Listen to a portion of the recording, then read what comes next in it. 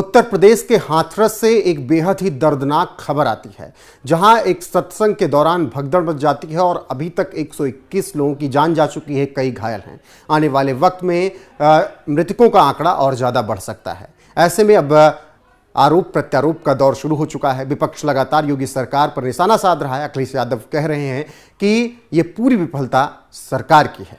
वहीं सीएम योगी का कहना है कि पूरे मामले की जांच होगी और जो भी दोषी होगा उस पर कार्रवाई होगी। इसी बीच अब उत्तर प्रदेश के पूर्व मुख्यमंत्री अखिलेश यादव की कुछ तस्वीरें वायरल हो रही हैं और लोग तो ये कहने लगे हैं कि ये बाबा अखिलेश यादव का गुरु है। दरअसल अखिलेश यादव ने भोले बाबा, जिसके सत्संग में हजारों लाखों लोग पहुंचे थे, उसकी तस्वीर कुछ महीने पहले शेयर की थी।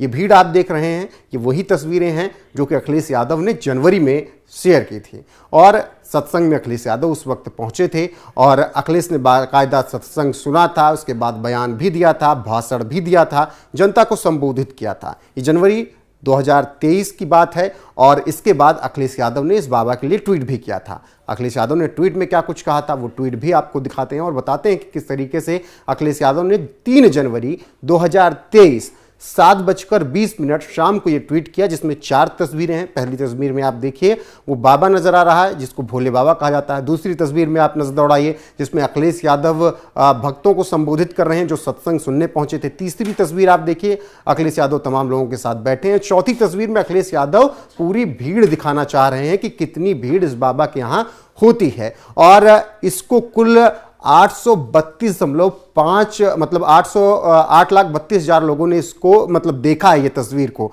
और अखिलेश यादव ने इस तस्वीर के साथ ही लिखा, नारायण साकार हरि की संपूर्ण ब्रह्मांड में सदा सदा के लिए जय जयकारा हो। अब ये जब तस्वीर अब वायरल हो रही है तो लोग कह रहे हैं कि अखिलेश यादव का गुरु निकला ये बाबा, और इसी पर अखिलेश यादव को ट्रोल भी किया जा रहा है। तमाम यूजर हैं जो कि अखिलेश यादव को अब आज ट्रोल कर रहे हैं, लगभग 1-1.5 साल पुरानी तस्वीर पर। और लोगों ने क्या कुछ लिखा है, चलिए उनके भी आपको कमेंट दिखा देते हैं कि किस तरीके से लोग अब अखिलेश यादव को, इस बाबा को लेकर ट्रोल कर रहे हैं और कह रहे हैं कि अखिलेश यादव का हाथ इस बाबा पर था, इसीलिए बाबा इतना बड़ा बन गया। ऋषि बागरी राम के यूजर लिखते हैं, 136 people died in stamped at this ढोंगी बाबा gathering today in Hathras. People like Akhilesh support such fraud for their vote bank. मतलब ऋषि बागरी का साफ कहना है कि अखिलेश यादव ऐसे फ्रॉड बाबाओं का सपोर्ट करते हैं वोट बैंक के लिए और इसीलिए ऐसे बाबा बड़े बन जाते हैं।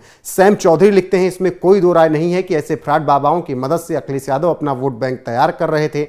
बिना अखिलेश के समर्थन के इस फ्रॉड बाबा का इतना नाम होना संभव नहीं था। अखिलेश यादव ने वोट के लिए सैकड़ों की जान से खिलवाड़ किया।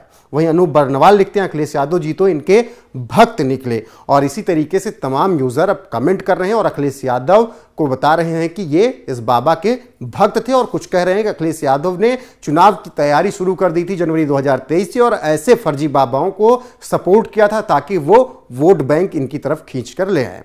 अब इसके बाद अखिलेश यादव जब हादसा हुआ है तो दिखावा कर रहे हैं और ट्वीट करके बता रहे हैं कि कितना दर्दनाक हादसा था। अखिलेश यादव को तब ये नहीं समझ में आया जब वो उस जनसभा में पहुंचे, उस सत्संग में पहुंचे जहां से उन्होंने तस्वीरें शेयर की 3 जनवरी 2023 को। तब उन्हें नहीं समझ में आया कि ये बाबा ढोंगी है या नहीं है। आज अखिलेश यादव को ये बाबा फ्रॉड भी नजर आ रहा है और पूरी की पूरी जिम्मेदारी योगी सरकार पर वो डाल रहे हैं कि ये सरकार की नाकामी है। अखिलेश यादव अब ट्वीट क्या कर रहे हैं हादसे के बाद, वो ट्वीट भी आपको दिखा देते हैं कि किस तरीके से वो लिख रहे हैं कि हादसे की दुखद सूचना मिली, सभी मृतकों को श्रद्धांजलि।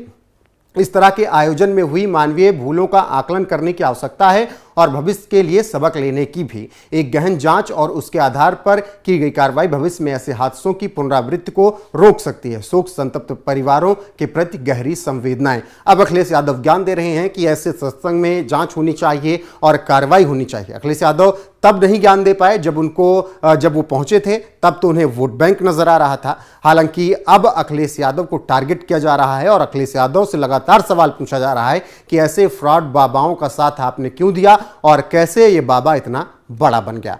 फिलहाल अखिलेश यादव की इस पर सफाई भी आई है, वो सफाई आपको अंत में सुनवाएंगे कि क्या कुछ कहा है उन्होंने तस्वीर वायरल होने पर। लेकिन अभी जो अपडेट खबर है हाथरस से, उसमें 121 भक्तों की जान जा चुकी है। उत्तर प्रदेश के मुखिया योगी आदित्यनाथ ने कार्रवाई के लिए बात भी कह दी है। वो खुद हाथरस पहुंचे हैं और हाथरस में उन्होंने मृतकों के परिजनों से मुलाकात की है, साथ ही जो घायल हैं उनसे अस्पताल में मुलाकात की है और भरोसा दिलाया है कि पूरी तरीके से न्याय किया जाएगा। आगे जो अपडेट आएगी वो आप तक जरूर पहुंचाएंगे हाथरस कांड से। लेकिन फिलहाल अभी अखिलेश यादव तस्वीर वायरल होने पर भोले बाबा के साथ क्या कुछ सफाई दे रहे हैं उसके साथ आपको छोड़े जाते हैं। इस खबर पर आपकी राय क्या है कमेंट करके हमें जरूर बताइएगा और बने रहेगा हमारे साथ।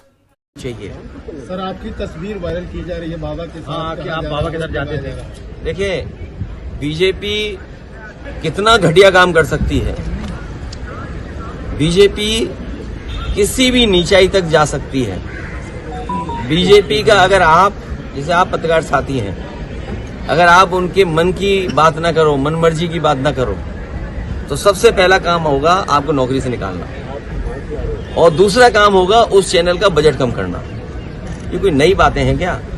अच्छा, बीजेपी ये जो काम करती है, आप इतने जागरूक लोगों, पार्लियामेंट, दो पार्लियामेंट बिल्डिंग के बीच में खड़े हो, तब भी आप नहीं जाग रहे हो, बताओ।